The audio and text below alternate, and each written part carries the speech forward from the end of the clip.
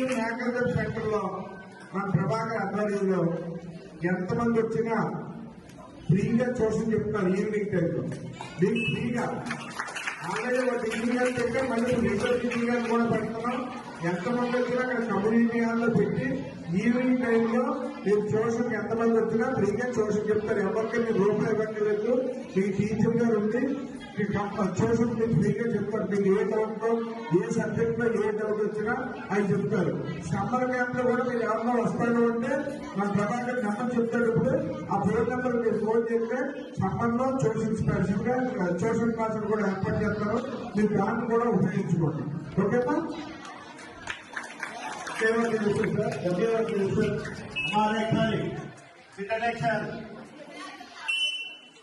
మన పాఠశాలకు వచ్చి 2 కార్యక్రమాల మీద రావడం జరిగింది. 2 కూడా మన పాఠశాలని అభివృద్ధి పథంలో నడపడం కోసం, అలాగే పిల్లలకి ప్రభుత్వం కల్పిస్తున్నటువంటి వసతులకు తెలియజేయడం కోసం పెద్దలు రావడం జరిగింది.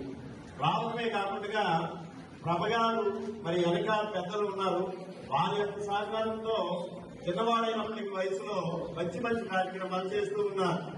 ఒకటి ట్యూషన్స్ చెప్పించడం. చాలా మంది తల్లిదండ్రులు మా పిల్లలు ట్యూషన్ పంపించలేకపోతున్నాం అనే కొంచెం బెరుగుంటూ ఉంటుంది. అలాంటి పిల్లలకి ఎవరైతే ఉన్నారో వేసవిలో శిక్షణ తరగతులు అంటే అక్కడ ట్యూషన్ చెప్పించడమే కాదు, మిగిలిన టైంలో కూడా సంవత్సరం పొడుగునా కూడా ట్యూషన్ చెప్పించడానికి ఆయన సిద్ధంగా ఉన్నారు. టీచర్లు కూడా ఏర్పాటు చేయడం జరిగింది. ఇప్పుడు 50 రూపాయలు తీసుకొచ్చి పిల్లలు ప్రోత్సహిస్తూ ఉన్నారు. ఇదే కాదు, పాఠశాలకు అనేక పర్యాయాలు నాని గారితో పాటు నాకు రావడమే కాకుండా ఆయన సింగిల్ గా వచ్చి అలర్ట్ చేస్తున్నటువంటి పిల్లల్ని దారిలో పెట్టే ప్రయత్నంగా ఒక అన్నగా చాలా శ్రద్ధ పెడుతూ ఉన్నారు.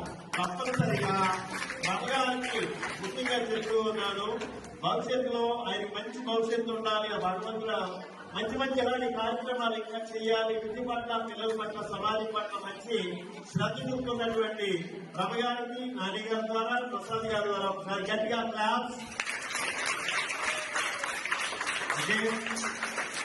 ఆహ్వానాన్ని మన్నించి, ఇద్దరు ఆహ్వానాన్ని మన్నించి పెద్దలిద్దరు రావడం మనకి చాలా గర్వకారణం. మన పాఠశాలలో మనం స్కూల్ తెలిసిన అనేక కార్యక్రమాలు అనేవి ఉన్నాయి. సెలవులకు